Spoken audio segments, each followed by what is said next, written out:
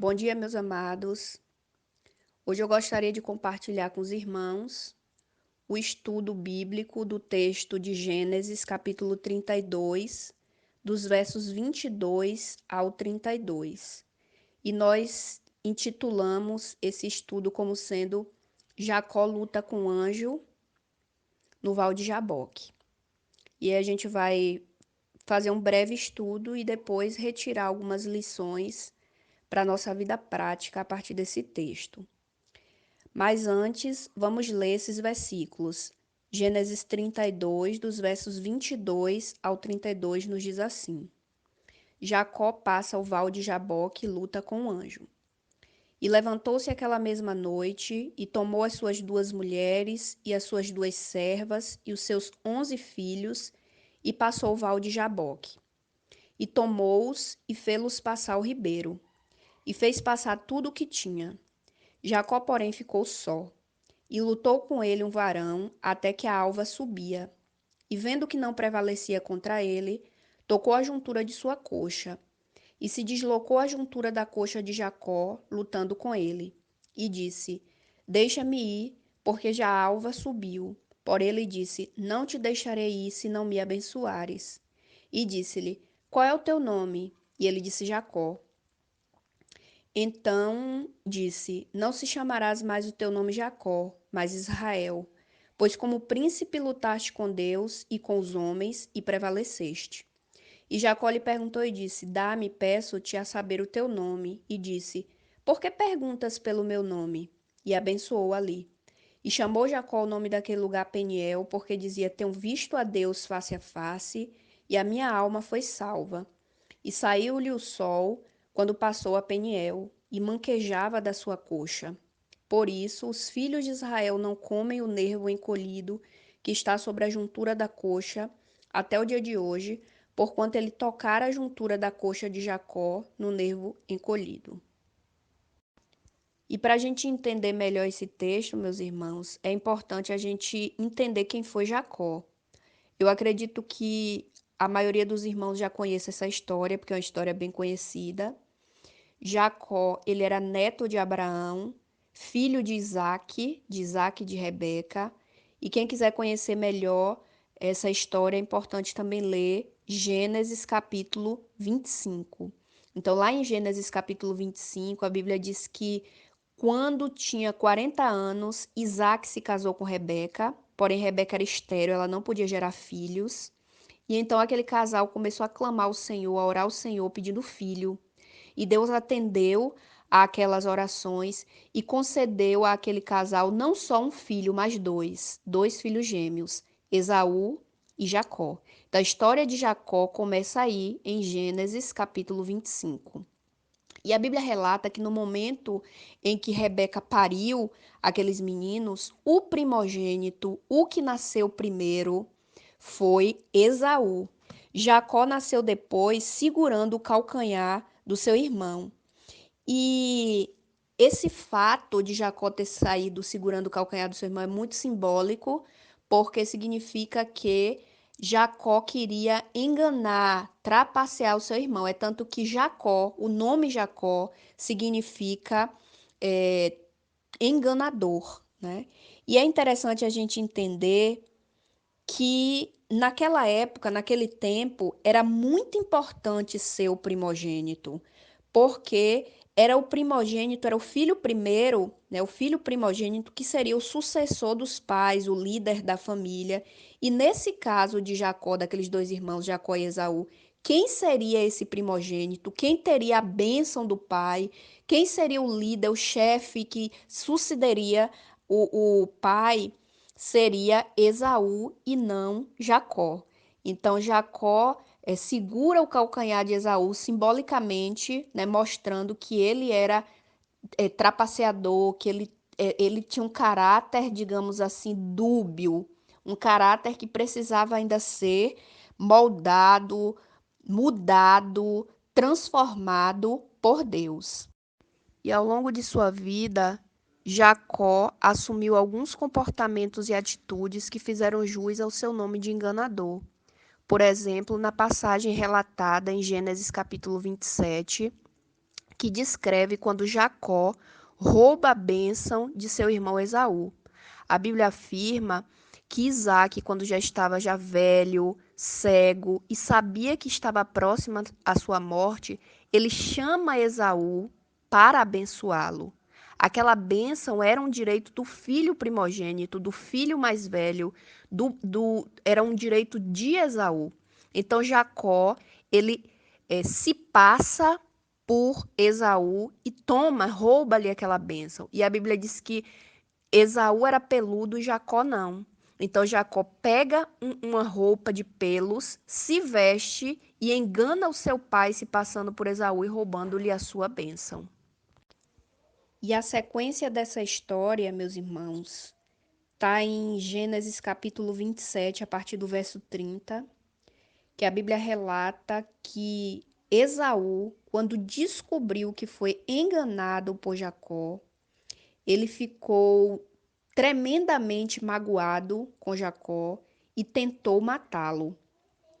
Na tentativa de fugir da ira de Esaú, Jacó vai embora, ele foge da terra de Berseba, que era onde ele e sua família viviam, e se muda para Harã. Ele passa a morar dessa feita com seu tio Labão, que era irmão de sua mãe Rebeca.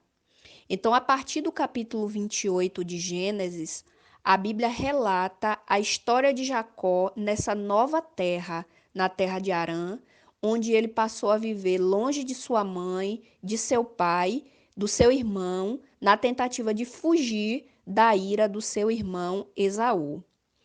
E dos capítulos 28 até o 31 de Gênesis, a Bíblia relata essa trajetória de Jacó em Harã, diz que ele constituiu família, ele se casou com algumas mulheres, inclusive Raquel, ele teve filhos e ele passou 20 anos na terra de Harã.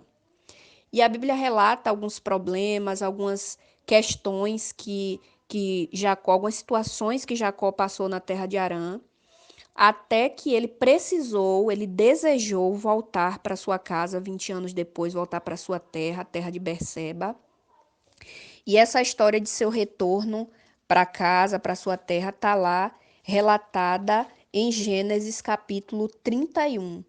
Porque quando Jacó decide voltar para casa, Esaú ainda não tinha perdoado ele. Esaú ainda estava irado com ele. Então, isso está lá no capítulo 31. E é importante a gente entender o significado e o que era esse Val de Jaboque. O Val de Jaboque era um local raso do rio Jaboque, uma parte rasa do rio Jaboque, onde as pessoas podiam passar a pé. E esse Jaboque, esse rio Jaboque, era um afluente do Rio Jordão, que a gente já conhece, que a Bíblia fala, né? Há muitas passagens bíblicas que falam do Rio Jordão. Esse Rio Jordão tinha um afluente, que era o Rio Jaboque, e foi lá, nesse local, que Jacó lutou, né, como eu falei anteriormente, com o anjo e foi abençoado. E isso é muito significativo, a simbologia daquele lugar é muito significativa, porque ali, quando Jacó fez a sua família passar primeiro, e ele permaneceu ali durante toda a noite, se humilhando, clamando ao Senhor pela sua intervenção, pelo seu milagre, e foi abençoado.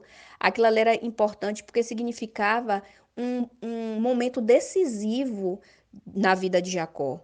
Era ali que ele tinha mesmo que pedir a intervenção de Deus. Era ali onde ele precisava que Deus mudasse a sua história, mudasse a sua vida, mudasse o cenário da vida dele, da família dele, do irmão dele. Então, o Val de Jaboque simbolizava isso. Um ponto decisivo de mudança na vida de Jacó, onde Jacó se humilhou mesmo diante de Deus e foi mudado, seu caráter foi mudado, foi transformado, ele foi tocado por Deus. Nós podemos aprender nesse texto algumas atitudes que nós podemos aplicar na nossa vida prática, tomando como referência a atitude de Jacó naquele val. A primeira dessas atitudes é a atitude da renúncia. A gente observa que Jacó, que sempre foi um homem que mostrou um caráter de enganador, de trapaceador, que queria alcançar as bênçãos com a força do próprio braço, agora ele renuncia a si mesmo, ele se queda diante de Deus, abrindo mão das suas forças, das suas possibilidades e entregando-se totalmente ao senhorio de Deus, na certeza de que Deus é aquele que intervém e que a vontade dele é sempre a melhor.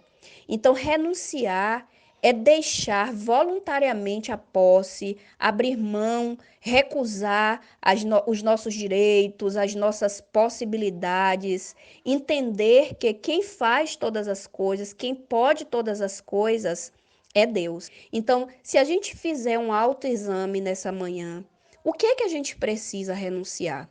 Será que o que a gente precisa renunciar é justamente isso? O orgulho, a altivez, a sensação ou a consciência de que a gente pode alguma coisa? O que é que a gente precisa renunciar nessa manhã? É renunciar a alguma coisa que a gente sabe que não tem agradado ao Senhor?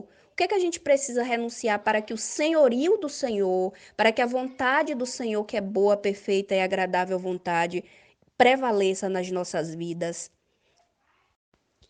E renúncia é a palavra de ordem, especialmente nesse momento que temos vivido, onde tem sido pregado um evangelho barato, uma graça barata, onde as pessoas querem as bênçãos, querem as mãos do Senhor sobre elas, mas não querem renunciar a absolutamente nada. Mas assim como Jacó só foi abençoado quando ele se humilhou diante de Deus, a gente também precisa fazer isso. E a gente deve se humilhar e renunciar tudo por amor ao Senhor, deixar tudo no altar do Senhor, não só porque a gente sabe que Ele pode nos abençoar, que Ele tem o melhor para nós, mas, sobretudo, porque o amamos, nós devemos fazer isso. Porque Ele nos amou primeiro, nós devemos fazer isso.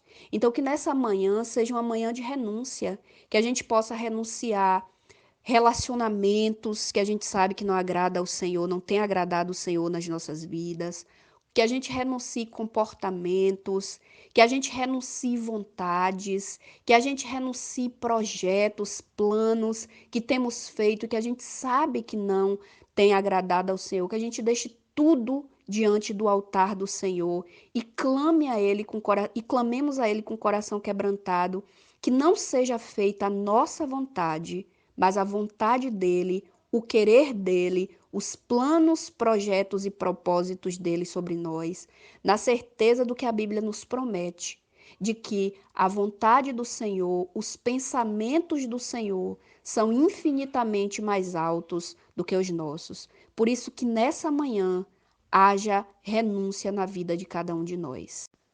A outra atitude de Jacó que a gente pode aprender e buscar aplicar nas nossas vidas é a importância de estar a sós com Deus, de termos tempo a sós com Ele. Veja se não é isso que esse texto diz no verso 24. Gênesis 32, 24. Jacó, porém, ficou só e lutou com ele um varão até que a alva subia. Então, a gente percebe que, como eu falei anteriormente, naquela noite decisiva para Jacó, diante daquele val, diante daquele rio, ele primeiro passa a sua família, primeiro ele passa os seus animais, e ali, sozinho com Deus, a sós com Deus, ele se humilha, ele clama, ele ora, e um anjo aparece a Jacó e luta com ele durante toda a noite e o abençoa.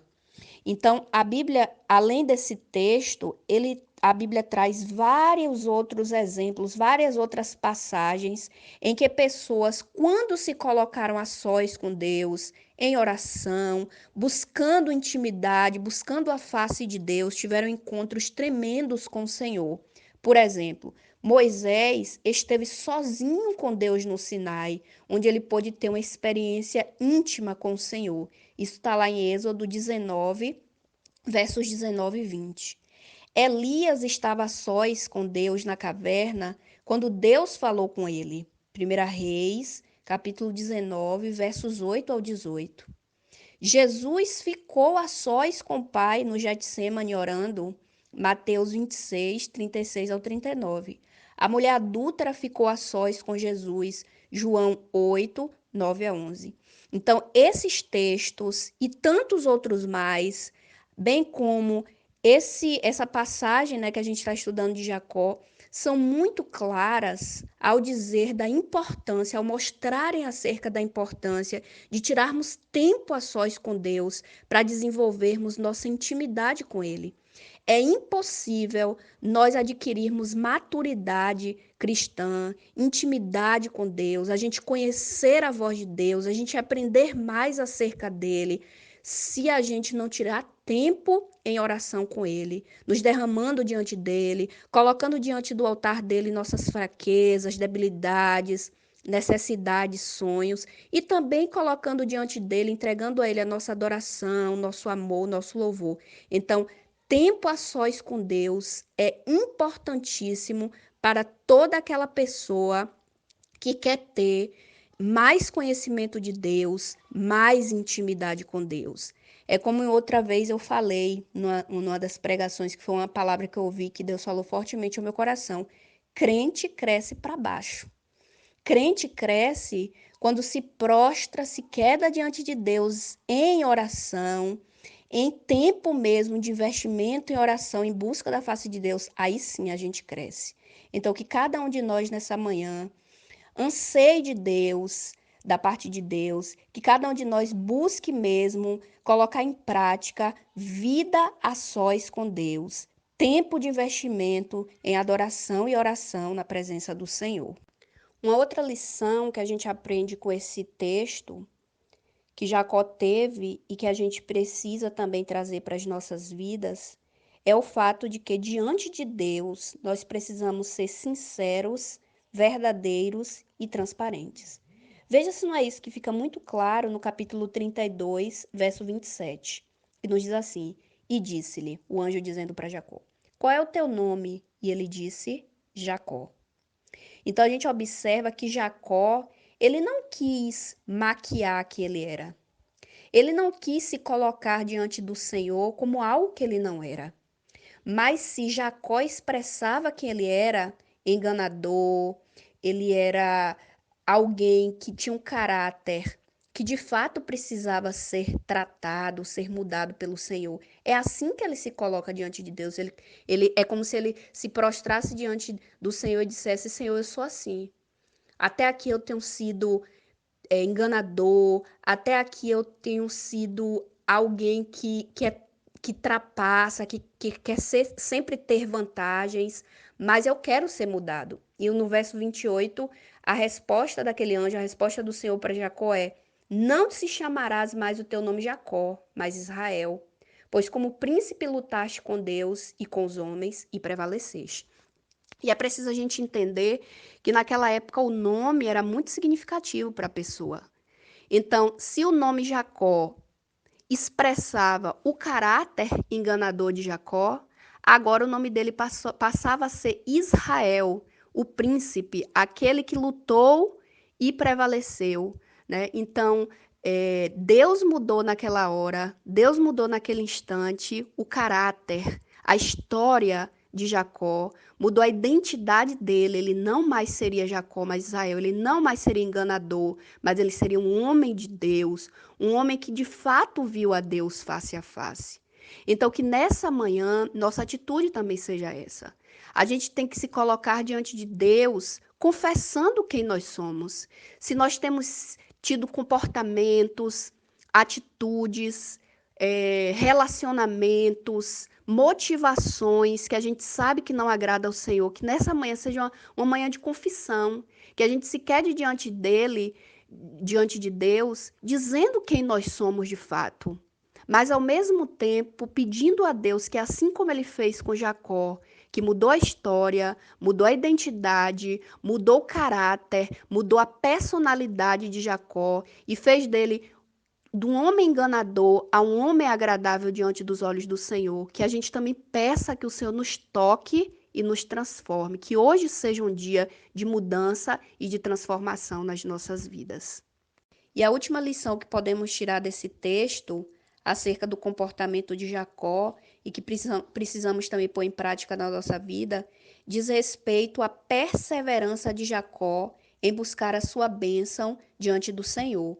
Veja se não é isso que está expresso nos versos 29 ao 31. A Bíblia diz assim: E Jacó lhe perguntou e disse: Dá-me, peço-te a saber o teu nome. E disse: Por que perguntas pelo meu nome? E abençoou ali.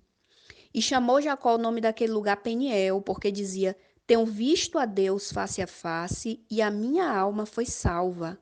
E saiu-lhe o sol quando passou a Peniel, e manquejava da coxa.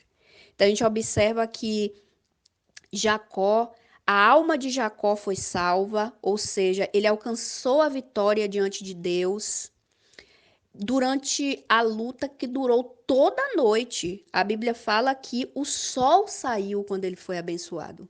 Então foi uma luta, não foi algo que ele passou 1 nem 2 minutos orando diante da presença do Senhor, não. Foi a noite inteira, o dia amanheceu, foi quando o anjo o abençoou. E mais, para ele ser abençoado, ele lutou e ele foi tocado pelo anjo, de modo que a sua coxa foi tocada, que ele saiu mancando. Então foi uma noite de luta, foi uma luta de persistência, foi uma luta, uma noite mesmo de batalha espiritual diante do Senhor até ele ser abençoado. Então a gente aprende com isso que a gente deve perseverar diante do Senhor.